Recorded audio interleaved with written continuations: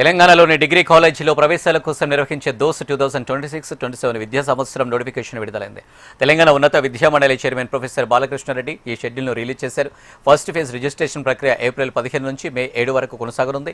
Phase 1 registration fee 200గా నిర్ణయించారు. April 30 నుండి మే 8 వరకు వెబ్ ఆప్షన్లు ఇచ్చుకోవచ్చు. మే 14న మొదటి విడత సీట్ల కేటాయింపు ఉంటుంది.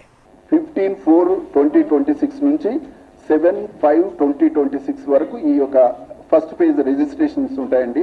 తర్వాత వెబ్ ఆప్షన్స్ వచ్చి 30th ఓకే ఈ మంత్ 30/4/26 నుంచి 8/5/26. ఎందుకంటే చాలా మటుకు కొత్త కోర్సులు ఉన్నాయి కాబట్టి మళ్ళీ యూనివర్సిటీస్కి పంపించాలి వాళ్ళ బోర్డ్ ఆఫ్ 26/5/2026. తర్వాత వెరిఫికేషన్ ఇదంతా ఫస్ట్ ఫేజ్ సంబంధించింది. నెక్స్ట్ వచ్చేసి ఫేజ్ 2 సీట్ అలాట్మెంట్ వచ్చేసి 30th జూన్ 30th. సో 30/5/26కు సెకండ్ ఫేజ్ సీట్ అలాట్మెంట్ ఉంటుంది.